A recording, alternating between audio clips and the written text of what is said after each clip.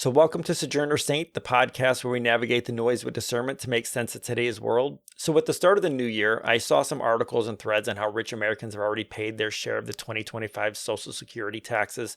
It's a complex subject, but let's navigate the noise the best we can. So, I want to talk about the history of Social Security a bit. So, throughout history, people have had to face uncertainties like unemployment, illness, disability, death, and old age. These are basic threats to one's economic security. The ancient Greeks would stockpile olive oil. It could be stored for long periods of time. Feudal lords of medieval Europe had economic security as long as there was a steady supply of serfs to work their estate, and the serfs had economic security so as long as they were fit enough to provide their labor. Family members have felt some degree of responsibility to one another, especially for the old and infirm. Guilds appeared in the 16th century. They were a forerunner to today's trade unions. They provided a range of benefits for the members, financial help in times of poverty or illness, and they helped cover the costs when a member died. In 1601, there was the English Poor Law. It stated that it's a responsibility of the state to provide for the welfare of its citizens. It distinguished between the deserving and undeserving poor. Relief was local and community controlled. It established charitable housing, the almshouses, for people in need such as the poor, elderly, or those with disabilities. These were originally part of the church system, but were later run by the local authorities. They were often operated on farms, and the produce sold helped cover those costs. So while they were helpful, though, they did lead to the poor to be looked at as undesirable. In colonial America, they initially followed a form of the English Poor Laws. They featured a local taxation to support the destitute. They discriminated between the worthy and unworthy poor. All relief was a local responsibility, and as society grew more complex, the system became strained. Relief was made as unpleasant as possible in order to discourage dependency. Those receiving relief could lose their personal property, their right to vote, their right to move.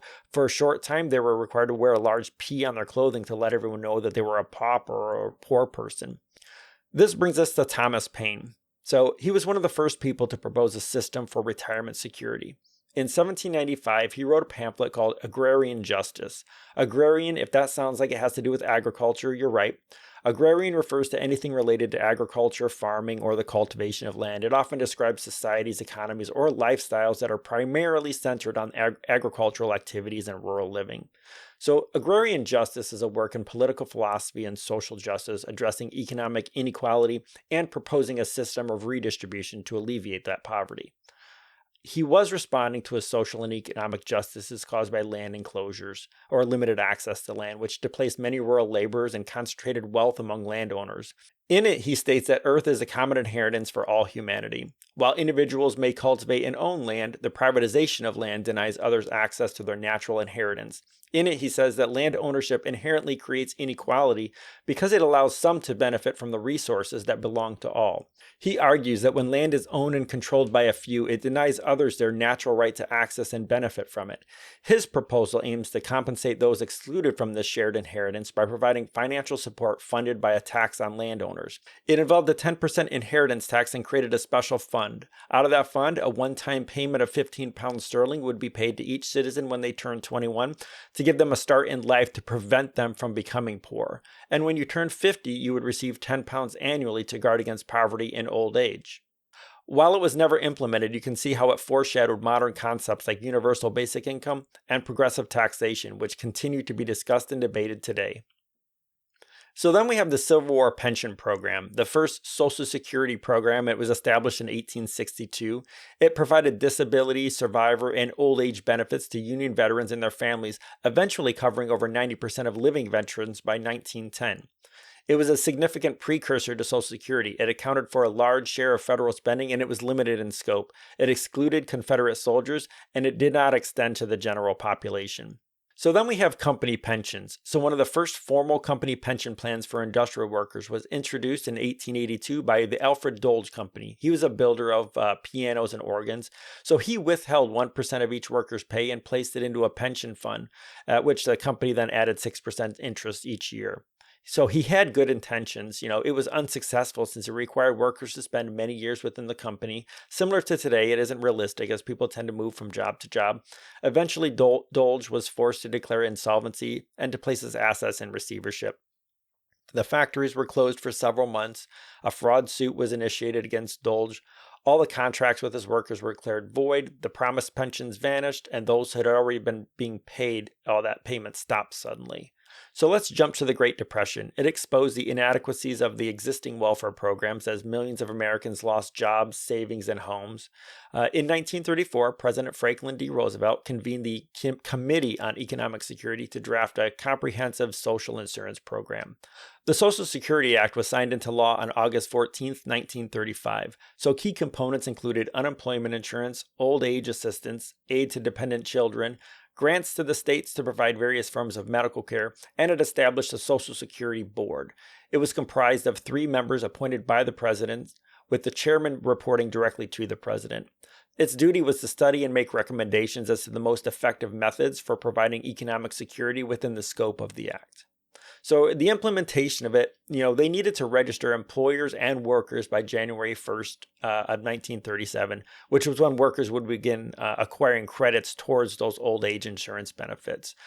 They contracted the post office to help distribute those applications. A little trivia, Ida Mae Fuller was the first beneficiary of recurring monthly Social Security payments. She worked under Social Security for just under 3 years, and on January 31st, 1940, check number 1 was written for her in the amount of $22.54.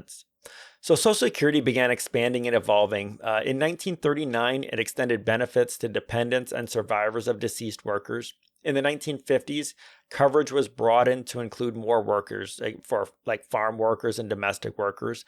Benefits were increased. Cost of living adjustments were introduced. In 1965, the Medicare and Medicaid programs were added to provide health insurance for the elderly and for low-income individuals. During the 1970s, Supplemental Security Income, or SSI, was introduced. It replaced the state programs to provide uniform assistance nationwide. Automatic cost of living adjustments were introduced, but when it became apparent that Social Security faced a funding shortfall, they ended up having to raise the payroll tax slightly. They increased the wage base, reduced benefits slightly, and decoupled the wage adjustment from the COLA, or cost of living adjustments.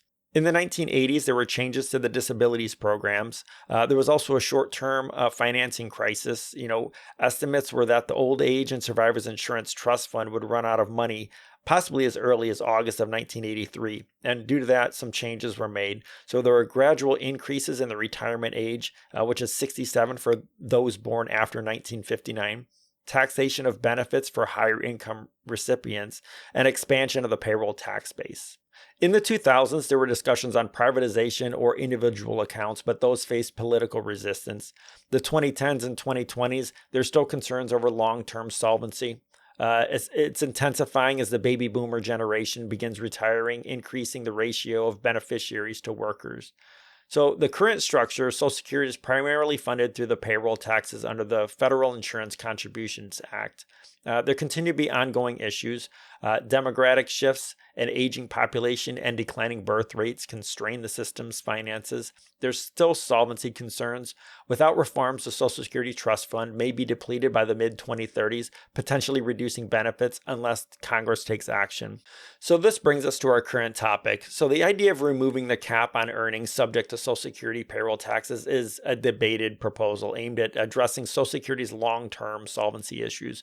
So currently, income up to a certain limit, $176,100 in 2025, is taxed for Social Security. So there are pros and cons to lifting or removing the cap. So some of the pros are, it improves solvency. Lifting or removing the cap would bring in more revenue, significantly extending the solvency of the Social Security Trust Fund. So wealthier individuals will contribute more, aligning contributions with their income. It addresses inequality. The current cap means higher earners pay a smaller percentage of their total income into Social Security compared to lower earners. Removing the cap would make the system more progressive, helping to address income inequality. Reflecting the income trends, income growth among top earners has outpaced wage growth for most workers, so removing the cap ensures Social Security captures more of this growth. Widely supported by the public. A lot of the polls show that there's a broad public support for increasing or eliminating the cap as a fair way to sustain Social Security. So let's look at the cons for lifting or removing the cap. So there's potential disincentives for high earners. Higher taxes on top earners might discourage work or investment, though evidence of this is very much debated. It could lead to strategies to evade payroll taxes, such as shifting income into untaxed forms. changes in the benefit structure. If the cap is removed, policymakers would need to decide whether benefits should also increase for those paying more. Without increased benefits, the system becomes more progressive, but critics might argue it resembles wealth redistribution. With increased benefits, the revenue boost is lessened, reducing the impact of solvency. Administrative complexity, so removing the cap may require changes to how Social Security is administered, potentially increasing administrative costs. And there's an impact to small business owners, so self-employed individuals or who pay both employer and employee portions of the payroll tax may face a significant tax burden. Other alternatives to removing the cap, we could raise but don't remove the cap. So increasing the cap rather than removing it entirely could strike a balance between increased revenue and preserving incentives for high earners. We could add a second tier of taxes, apply an additional Social Security tax on earnings above a certain threshold, for example, $400,000 a year, without tying these to increased benefits. So to wrap up, removing or altering the cap on taxable earnings could address Social Security's funding challenges and make the system more equitable. However, it raises questions about fairness, the balance between contribution to benefits, and the potential economic side effects. So policymakers will need to carefully weigh these factors to design a sustainable and a widely acceptable solution.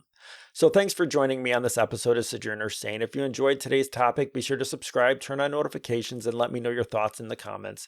The media loves clickbait and rage bait. Sometimes those stories are accurate, but often they're just sensationalism to get your attention. So don't be afraid to dig a little deeper, get past that first layer of headlines, and until next time, keep navigating the noise with discernment.